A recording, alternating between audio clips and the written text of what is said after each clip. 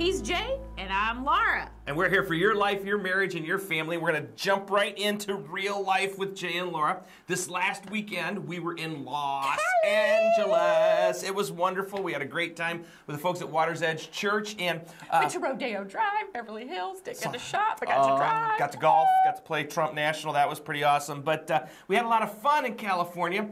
But our friend Bill, who brought us out there, told us that a member of his congregation is a speech coach. And not just any kind of a speech coach, but an executive speech coach for all of the Fortune 500 company executives in Los Angeles, California. So he's telling us about this speech coach dude, you know, who's offered to help him. And offered to help him. And Bill said, man, he's spot on. He can tell you all the things you do wrong when you speak.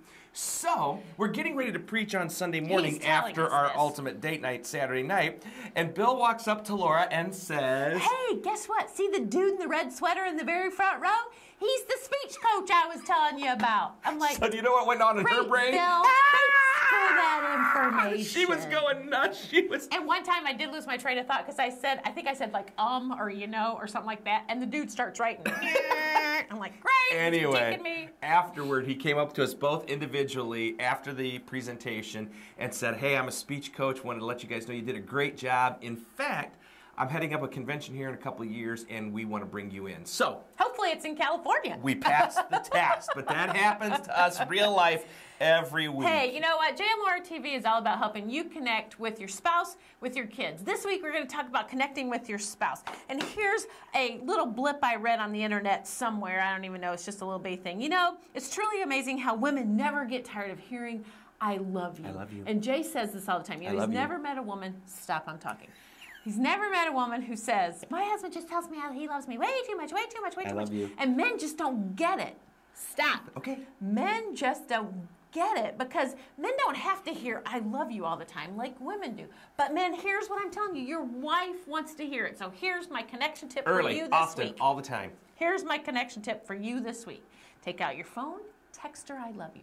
Email her, I love you. Leave her a written note. However you want to do it, but use technology this week to tell your wife, I love you. And you know what? You could even like tweet it. You could like go on Hootsuite and tweet it and have it scheduled to send to her. Put it on your Facebook page, whatever. Tell your wife you love her. Well, I'm going to ask you, this is a good question for you, our question of the week. Laura gets to answer this one.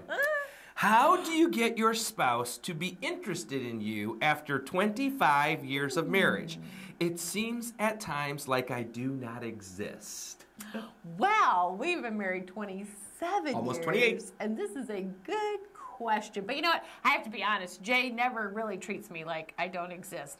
I can't. I'd be out of a word. I'd be out of a job. If there's like really good basketball or football on. But anyway, no, I'm just kidding. But you know what? It goes back to that telling your spouse you love them. For men, you know, acknowledge your wife. When she wants to have a conversation, just wants to sit down, asks you, hey, how was your day? Actually answer her. Don't say, I was okay, and turn around and walk away. And the same thing, ladies, when your husband is making an effort, whether it's sending you a text that says, I love you, or offering to help around the house, don't say, no, I don't need it. In some way, he's trying to acknowledge. You know what? I also think spending time together. That's your love language. It is. Quality time is mine. Words of affirmation is. Dr. Gary Chapman's book, The 5 Languages of Love, is a really great book to read on helping you understand your spouse. And it's a process over time. You just got to keep working at it and working at it and working at it. Well, marriage in the news from the USA Today. The first year of marriage is often called the honeymoon period. But for today's newly marrieds, just how long that newlywed glow lasts may well depend on how much real life gets in the way and how the partners, this is key, respond to the stresses that surround them. Guess what? We've all got these stressors. Goes on to say this. Stress forces all of us to say, who's on my team? Are you my ally or are you my enemy? And it's so true in marriage because what happens is this. Say this is a problem. Say my cup represents a problem. And we get this problem in between us. And as I'm looking at the problem, who am I seeing? I'm seeing Laura. So in my mind, my psychological being thinks that she's part of the problem.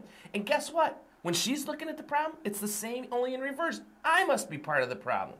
Instead, when we get stress, when we get that problem, what we need to do is to remove it out here, come alongside each other because we are a team and because we are rooting for each other and attack that problem together. That's how you minimize the stress in your relationship, is to realize you are a team, you are on each other's side, and you got each other's back. Well, that was Marriage in the News. We're Jay and Laura. We're here for your life, your marriage, and your family, and we will see you next week.